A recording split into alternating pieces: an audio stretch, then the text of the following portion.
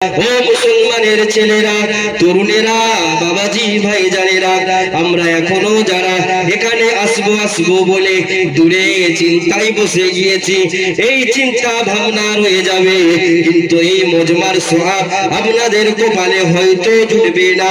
আমার আল্লাহ জানিয়েছে, রে ও আমার গোলাম, তোরা ভাবছিস আমি মজমায় যাব না, কিন্তু মজমায় না গেলে কমিটির ক্ষতি হয়ে যাবে, বক্তার লস হয়ে যাবে, আল্লাহর লস হয়ে যাবে। না না না, আল্লাহর লস হবে না, বক্তারও ক্ষতি হবে না, কমিটিরও ক্ষতি হবে না, উল্টে তোদের ক্ষতি কেমন দেখ। আমার আল্লাহ বলে, ওই কি গ্রামটার নাম, এই পানশিল্যের গোলাম, ও পানশিল্যের হতভাগা, তোদের কপালে এই মজমার যে সওয়াব হবে আমি আল্লাহ সেটাও চাই না, তাই তোরা মজমার বাইরে আছিস, ঠিক কি না? কথা বলে, আরে বেনামাজি নামাজ পড়ে না, ক্ষতিকার, বলুন ক্ষতিকার, তার নিজের ক্ষতি, আল্লাহর নয়।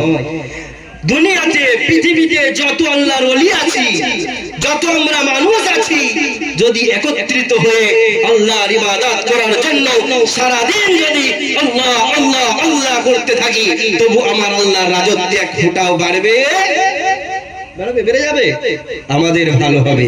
আর যদি সব কাফের হয়ে যায়, মুশরিক হয়ে যায়, নামাজ নাই, রোজা নাই, দিন দুনিয়া ভুলে কি ভেবেছি আল্লাহ কি কমে যাবে রাজত্ব? কমবে না। আল্লাহ কিসি কা মোহতাজ नहीं है। আমাদের নিজেদের সাফিনা আমরা নিজে ডুবিয়ে দেব, ঠিক কি না? আমি নামাজের আগে যে আয়াত ছেড়ে চলে গিয়েছিলাম সেখান থেকেই শুরু করছি ইনশাআল্লাহ। আয়াত হচ্ছে, আমরা মানব, আমাদের অস্তিত্ব তো ছিল না, তাই আমরা আমাদেরকে আল্লাহ রাব্বুল আলামিন ভালোবেসে বানিয়েছেন। লাকাদ কাররামনা বানি আদম, আমার আল্লাহ বলছেন আমি আদম সন্তানদেরকে মর্যাদাশীল বানিয়েছি। জোরে বলুন না সুবহানাল্লাহ। নারে তাকবীর, নারে তাকবীর। এটা আমাদের জন্য বানিয়েছে আল্লাহ, আমাদের লাভের জন্য বানিয়েছে, আমার আল্লাহর লাভের জন্য নয় গো। যারা আমরা ভাবছি আল্লাহর লাভের জন্য বানিয়েছে, না, আমাদের লাভের জন্য বানিয়েছে। ও ভাইজান আমার, ও সোনুরেরা, যুবকেরা, মুসলমান বাবাজি ভাইয়েরা, আমার আল্লাহ রাব্বুল আলামিন আমাদিগকে অতি ভালোবেসে বানালেন। আলামে আরওয়ার মধ্যে আল্লাহ রাব্বুল আলামিন সমস্ত নফসকে এক জায়গায় একত্রিত করেছিলেন।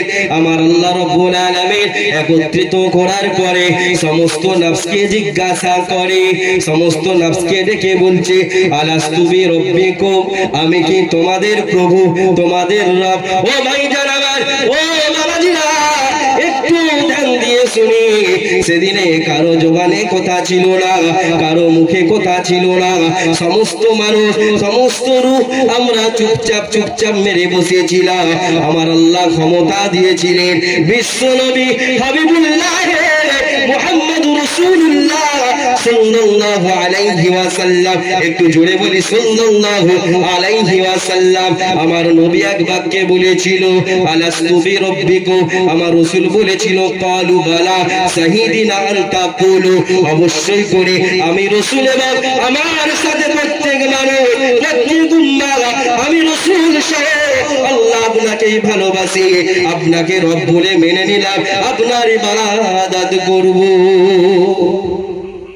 এবার একটা কথা জিজ্ঞাসা করবো বাপ, কেউ রাগ করবেন না, আপনি আলামে আরওয়ার মধ্যে ছিলেন? এই প্রশ্নের উত্তর কিন্তু আপনারা জানেন। আরে আলামে আরওয়াহ মানে হচ্ছে রুহুর জগৎ। তিনটে আলাম, আলামে আরওয়াহ, আলামে দুনিয়া, আলামে বারজাখ। আলামে আরওয়াহ রুহুর জগৎ, আলামে দুনিয়া বর্তমান যে পরিস্থিতিতে আমরা আছি, আলামে দুনিয়া কবরে চলে যাব, আলামে বারজাখ। তো আমরা প্রত্যেকেই সেখানে ছিলাম। যে মানুষ এসেছেন, গুজিয়ে গিয়েছেন এবং কিয়ামত পর্যন্ত আসবেন, প্রত্যেকে সেখানে উপস্থিত ছিলাম। জোরে বলি সুবহানাল্লাহ। তার মানে কি কেস ঘটছে গো? সেখানে আমরা আল্লাহর সাথে ওয়াদা করে এসেছি, এখানে এসে কি করছি বলুন? চিটিংবাজি। আমরা আল্লাহর সাথে চিটিংবাজি করেছি। বাবা ধরুন একটা বাড়িওয়ালা আমাকে কাজে লাগাবার জন্য কথাবার্তা রেডি, তো যদি না তার কাজ কাম করি না যাই তাহলে এটাকে কি বলে গো? চিটিংবাজি বলে। তো আমরা আল্লাহর সাথে চিটিংবাজি করছি, শালা এত হতভাগা হয়ে গেছে আমরা। মানুষের সাথে করি তো করি, আল্লাহর সাথে ছাড়ছি না। তো এটা কি আমাদের ভালো হচ্ছে? আমার আজকে উদ্দেশ্য আপনাদের কাছে টাইম সংক্ষিপ্ত, 2-2.5 ঘন্টা না হলে আমাদের জলসা হয় না। তো আমি খালি আপনাদের কিছু ইত্তেলা দিয়ে যাব, কিছু স্মরণ করিয়ে যাব, যেটা আপনারা যদি ফলো করেন আলহামদুলিল্লাহ এই গ্রামের মানুষ চেঞ্জ হয়ে যাবে। জোরে বলুন সুবহানাল্লাহ। বুঝে গেল? তো আল্লাহর সাথে ধোঁকাগিরি চলবে? চলবে না। আল্লাহ ছাড় দেয়, ছেড়ে দেয় না। ঘড়ি তো উড়ে লাঠই আমার হাতে থাকে, সে তো উঠে মাথা নাড়ে যাবো না যাবো না, ঠিক না? লেজও নড়াবে। আমি কি বলি, বাবা লাঠই আমার হাতে টান ঠিক টাইমে দিয়ে দেব, ঠিক না? তো আল্লাহর কাছ থেকে আমরা কেউ রেহাই পাবো না। সেই হিসেবে আমাকে আপনাকে দুনিয়ার বুকে চলতে হবে। ভাইজান, আব্বা জান আমার, ও মুসলমান তরুণেরা, যুবকেরা, ভালো করে শুনে নেন বাবা। আমার আল্লাহর কালামুল্লাহ থেকে তেলাওয়াত করছি বাবা। আপনারা জ্ঞানী গুণী মানুষ, আমার আল্লাহ জানিয়ে দিলেন ইন্না খলাকনাল ইনসানা মিন নুতফাতিন আমশাদ।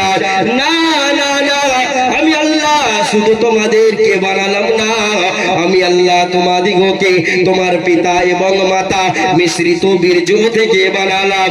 কেননা তোমরা দুনিয়াতে না হলে আসতে পারবে না, তোমরা দুনিয়াতে যেতে পারবে না। আমি আল্লাহ, আমার সিস্টেম হলো এটা।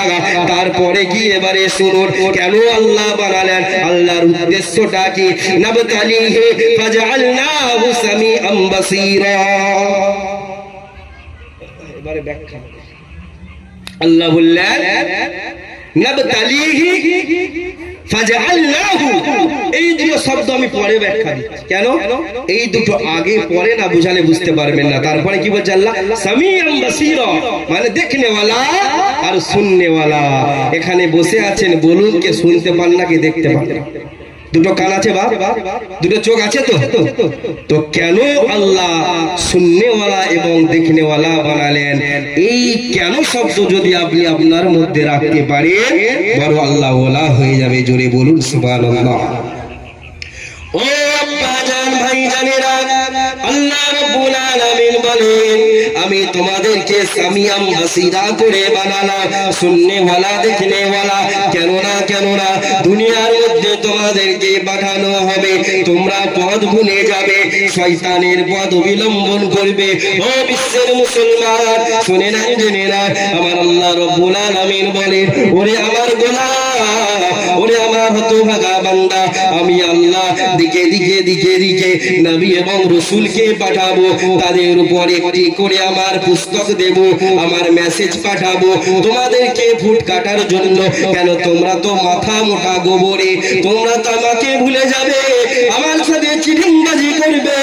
আমি তো আল্লাহ ভালোভাবে জানি গো, এই জন্য আমি তোমাদের কান চোখ দিলাম, তোমরা দেখনেওয়ালা শুননেওয়ালা। আমার রাসূল গিয়ে বলবে আকিমুস সালাহ, আমার রাসূল গিয়ে বলবে ওয়াতুজ যাকাত, আমার রাসূল গিয়ে বলবে কলেমা পড়ো, আমার রাসূল বলবে টাকা হলে যাকাত দাও, টাকা হলে হজে যাও, আমার রাসূল বলবে পর্দা করো, আমার রাসূল বলবে মা বোনেরা পর্দা করো, আমার রাসূল বলবে কোরআন তেলাওয়াত করো। যদি আল্লাহ আমি তোমাদিগকে না কান দিয়ে, তোমরা কিভাবে শুনবে, কিভাবে বুঝবে? ও আমার বান্দারা, শুনে নাও জেনে নাও, তাই জন্য আমি তোমাদেরকে কান বিশিষ্ট করে বানালাম। বুঝা গেল? বুঝা গেল? তাহলে আমরা কানে কি করব? আমার আল্লাহ যে ভালো আদেশ দিবে, আমার রাসূলের দ্বারাই আমাদের যেগুলো মেসেজ করবে, আহ্বান করবে, সেগুলো আমরা তো শুনবো, শুনে তো আমল করব। আমি না বললে আপনারা কি শুনতে পেতেন না। তাই আল্লাহ আমার কান দিয়েছেন।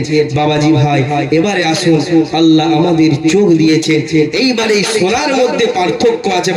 ভালো জিনিস শুনবেন শর্টকাট, এবং খারাপ জিনিস বর্জন করে দেবেন। তো আমার আল্লাহ এবারে বলছে, ও আমার বান্দারা শুনে নাও জেনে নাও, আখির জামান নবী মুহাম্মদুর রাসূলুল্লাহ সাল্লাল্লাহু আলাইহি ওয়াসাল্লাম তার হাতে আমি কোরআন মাজিদ তুলে দিলাম, তোমাদের কাছে গিয়ে কোরআন মাজিদ শোনাবে। তোমরা এত হতভাগা, গুনাহ করে দিলেতে মরচে ধরে গিয়েছে, আমার রাসূলকে বিশ্বাস করবে না, আমার রাসূলের শোনা কথাগুলোকে জাদুঘর বলে কেটিয়ে দেবে, মিথ্যাবাদী বলে চালিয়ে দেবে, নিজে লিখেছে বলে চালিয়ে দেবে। না না না, আমি আল্লাহ এত বড় ভুল করতে পারি না। ও হতভাগা বান্দা, শুনে নাও জেনে নাও, আমি রব্বুল আলামিন তোমাদের চোখ দিয়েছি, দলিল খুলে দেয়া হবে, কোরআন সামনে দেয়া হবে, তোমরা নিজ চোখে দেখে নেবে। এটা জোরে হবে না? বুঝা গেল? আচ্ছা, আজকাল মানুষ তো সেটাই চায় নাকি, ভাই দলিল দেখাও। আরে জায়গা দাবি করছে যে ভাই ডকুমেন্টস কি আছে, তাই না? তো ডকুমেন্ট শো করো, তারপরে তুমি এখান থেকে বুঝে নিয়ে। তো শুনেও হবে না, দেখতে হবে। তো আমার আল্লাহ ঠিকই জানেন যে বান্দা কেমন আচরণ হবে, এর আখলাক কেমন হতে পারে, আমার উপরে কেমন প্রশ্ন ছুড়তে পারে। ঠিক আছে, নাও, চোখ নিয়ে নাও, কান নিয়ে নাও, হাত নিয়ে নাও, পা নিয়ে নাও, হাত, পিঠ, দিল সবই তোমরা নিয়ে নাও, কিন্তু তার বিনিময় আমি আল্লাহ কিছু আবদার রাখছি, দেবে তো? বাবজি, এবার আল্লাহর আবদার গুলো শুনবেন। শর্টকাটে হচ্ছে, খুবই শর্টকাট, অনেক বড় তফসির, কিন্তু ফেঁসে যাবেন, দিলে দিলে ভাববেন। বুঝা গেল? এবার আমার আল্লাহ জানিয়ে দিল, ও নবী মুহাম্মদ সাল্লাল্লাহু আলাইহি ওয়াসাল্লাম, আমার হাবিবুল্লাহ, ওদেরকে শুনিয়ে দাও, শুনিয়ে দাও, শুনিয়ে দাও। নাবতালিহু ফাজআলনাহু, আমি ওদেরকে বানালাম কান, বানালাম চোখ, এবং দিলাম হাত, দিলাম মুখ। কারণ হলো, কারণ হলো, কারণ হলো আমি আল্লাহ ওদের পরীক্ষা নেব। আমি তো সমস্ত প্রশ্নের উত্তর আউট করে দিয়েছি, আমি সমস্ত কিছু জানিয়ে দিয়েছি। দেখতে চাই কাল কিয়ামতের দিনেতে, ময়দানে মাহশরেতে ওরা আমার কাছে কি নিয়ে আসে, আমি ওদের পরীক্ষা নেব। তাই জন্য আল্লাহ আমাদিগকে সুন্দর কান আর সুন্দর চোখ দিয়েছে। বুঝা গেল? এইটা এই সূরার এই আয়াতের ব্যাখ্যা। তো এই রকম পরীক্ষা নেবে অনেক আয়াত, অনেক এসেছে সূরাতে, আমি আউট থেকেও আপনাদের তুলে বলবো ইনশাআল্লাহ। তাই আমরা প্রত্যেকে যারা দূরে আছি একটু কাছাকাছি এসে বসি, জমে জমে বসি। আর যে ভাইরা দাঁড়িয়ে আছে, ভালো লাগছে না আমার ওয়াজ শুনতে, দাঁড়িয়ে আছেন, ঠিক আছে, এখন থেকে একটু জমে যায়। আমার পরে আলহামদুলিল্লাহ বড় বড় আলেমে দ্বীনরা আছেন, তেনাদের সাথে বিশৃঙ্খলা না হয়, তাই আমরা এখন থেকেই বসে পড়ি। দুরূদ শরীফ পড়েন, আল্লাহুম্মা সাল্লি আলা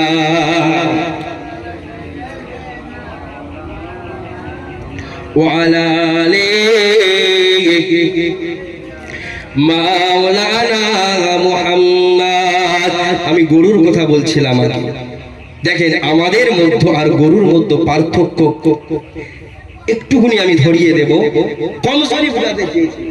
আমরা যে আল্লাহর ইবাদত না করে আল্লাহ রসুলের আওতা দিয়ে বার হয়ে যাবার কারণে, আমাদের ঐক্যতা চলে যাবার কারণে, আমাদের একতা চলে যাবার কারণে আজকে বর্তমান যুগেতে আমার বাসস্থান থেকে আমাকে লাঠি মেরে বার করে দিচ্ছে, আমার অধিকার কেড়ে নিচ্ছে। মসজিদে এসে বলছে নামাজ পড়া চলবে না, বাড়িতে গিয়ে নামাজ পড়। কেন? কারণটা কি? কারণ হলো তার দায়ী দোষী হচ্ছে আমি আর আপনি। বুঝা গেল? কেন? আমি আমার আল্লাহ রসুলের কিতাবুল্লাহ সুন্নতে রাসূলুল্লাহ আওতা থেকে আউট হয়ে গিয়েছি। কোরআন খুলে তাফসীর পড়ুন, সমস্ত কিছু পেয়ে যাবেন। এখানেই জীবন শুরু আর এখানেই শেষ। রাজনীতিও পাবেন, দুর্নীতিও শিখে যাবেন, সবকিছু আছে। দেখবেন যারা রাজমিস্ত্রির কাজ করেন, সেন্টারিং করেন, টেরা বেকা পেরেককে ফেলে দেয়, ইউজ করে বাবা, সোজা হলে ঠুকে দেয়। তো দুনিয়া थोड़ी मक्कारी चलेगी, ये अगर सीधा होगा तो ठोक देंगे। যখন তুমি সোজা আছো, চলছে না, একটু টেরাতে হবে। তো যদি নিজে না বুঝি, আর আমাদের মধ্যে এত একটা খারাপ অভ্যাস আছে, আমার সামনে একটা ভাইকে যদি কেউ ধরে মারে, আমরা বলবো বাবা হচ্ছে ওর মরছে, ঠিক কিনা?